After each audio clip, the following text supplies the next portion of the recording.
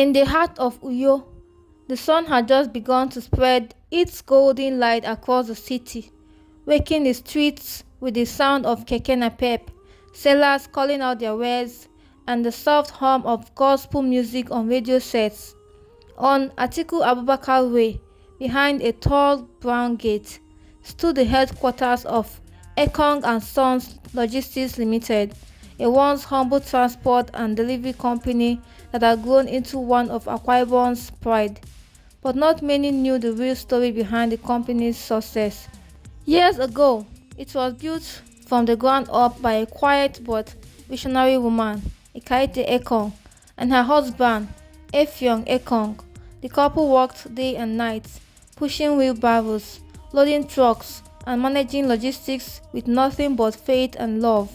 But after her husband died in a car accident, Ekaite, now in her early 60s, stepped back from the business due to hypertension and diabetes.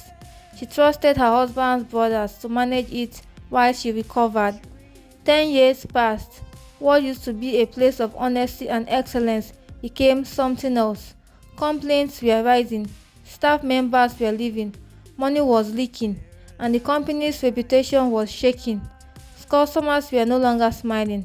Ekaite, now with grey hair and wisdom in her eyes, knew something had to be done. But she didn't want to walk in as the owner. Too many people were faking smiles and hiding it.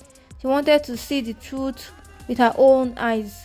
So one Monday morning, she wrapped herself in a faded blue wrapper, wore rubber slippers, tucked a small scarf over her hair, and walked through the gates of her own company, pretending to be a cleaner looking for work. The receptionist barely looked up. "You say you want clean. We go ask admin, but no promise so," said Imabong, a slim, fair lady with long lashes, red braids, and lips always glows with pink. She looked Ekaite up and down with obvious disgust. "Hope you no go dey carry smell enter office sha." Within a week, Ekaite was given a cleaner's apron and told to sweep corridors and mop the break room. Nobody knew who she was. Some staff greeted her with basic kindness.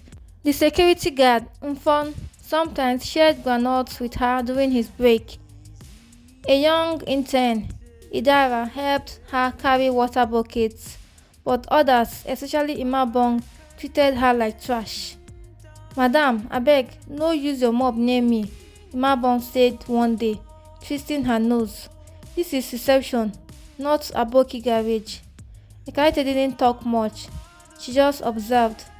She watched staff come late, steal fuel vouchers, inflate delivery prices, and flirt with clients while using the company's name for personal deals. She took notes in a small diary hidden in her protein bag. 3 weeks passed. On Tuesday afternoon, the office was in chaos. A new iPhone had gone missing from the HR manager's desk. Everyone was buzzing. The staff was summoned for a search. Imambong, without hesitation, stood up and pointed. "Let's not waste time. Who always roams the office? Who carries bags everywhere? That old cleaner woman," she shouted. "She's the only stranger here." Ikaite stood still. Her heart pounded in her chest. "I didn't take anything," she said quietly. "Abeg, shut up," Imabon snapped. "Do you know how much that iPhone cost?" The manager, Mr. Ndifreke, hesitated but gave in to pressure. He asked Ekaite to open her bag. In front of everyone, she slowly opened it. They shook out her wrapper, poured her things on the table. Inside were only a Bible, her notepad, a bottle of water, and a sachet of drugs. No phone. Still, the humiliation sank deep into Ekaite's bones. They didn't believe her. Even those who had smiled at her earlier avoided her eyes. That night, Ekaite went home to her small bungalow near a wet housing estate and cried. Her son, Tom, a sharp and respected lawyer in Lagos, listened quietly as she told him everything. "Mama, are you ready?" he asked. She nodded. "It's time." The next morning, at exactly 8:30 a.m., a black Prado SUV drove into the compound. The sound of its engine silenced the office chatter. A tall man in a navy suit stepped out, followed by a woman in a burgundy gown with heels clicking on the tiled floor. They walked straight to the conference room. "Call everyone," the man said. Confused staff gathered in the room, murmuring. Then Mai Kaite entered, not in her wrapper, but in a regal Ankara gown with golden earrings. Her face was clean, her skin glowing with shea butter, and her posture proud. Imabong gasped, That's the cleaner." The man in suit turned. "I am Barrister Tom Ekong, and this," he said, pointing to the woman beside him, "is my mother, Madam Ekaite Ekong, the founder and majority shareholder of this company. Some of you have mocked her, insulted her, even searched her like a thief." Emabong began to sweat. "Please, I didn't know. I was just—" "Save it," Ekaite said, her voice low but strong. "You judged me because I looked poor. You humiliated me without proof. You treated others the same way." She brought out her diary and dropped it on the table. "Every day I swept this floor. I took notes of who stole fuel, who used office cars to visit boyfriends, who made deals without permission, and who insulted cleaners." Tom added, "We have also been recording with hidden cameras placed across the building. Some of you will be invited by the police, others will be terminated today." They began calling names. Imabong was first. She fainted and had to be revived with sachet water. Imabong sat on the tiled floor, crying uncontrollably as the HR personnel handed her a dismissal letter. Her voice trembled. "Please, ma, I have younger ones. I'm sorry, I didn't know who you were. It was a mistake." Ekaite looked at her for a long moment. Her face showed no anger, only disappointment. "It wasn't a mistake, Imabong," she said quietly. "You didn't insult me because you thought I was rich or powerful. You insulted me because you believed I had nothing. That is who you truly are. I may forgive you, but actions still have consequences. You are dismissed."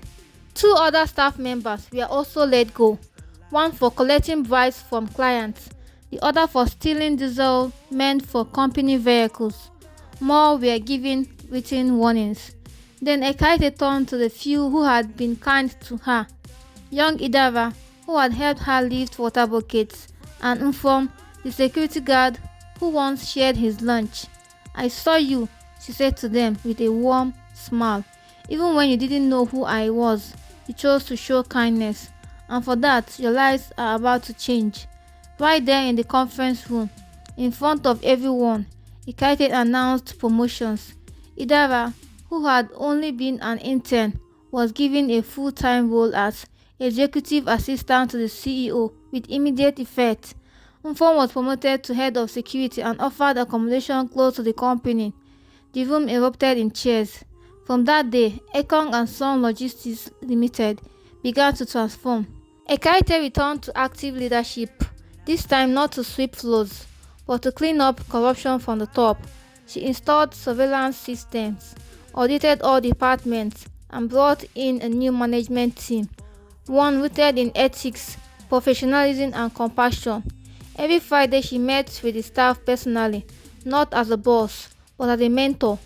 "I was once like many of you," she told them one afternoon. "Hungry, unknown, looked down upon, but God lifted me up. I built this company with my hands. My only request is that you treat others as humans, not by the clothes they wear, but by the contents of their hearts." Within months, the company's reputation soared again. Lost clients returned, new ones joined.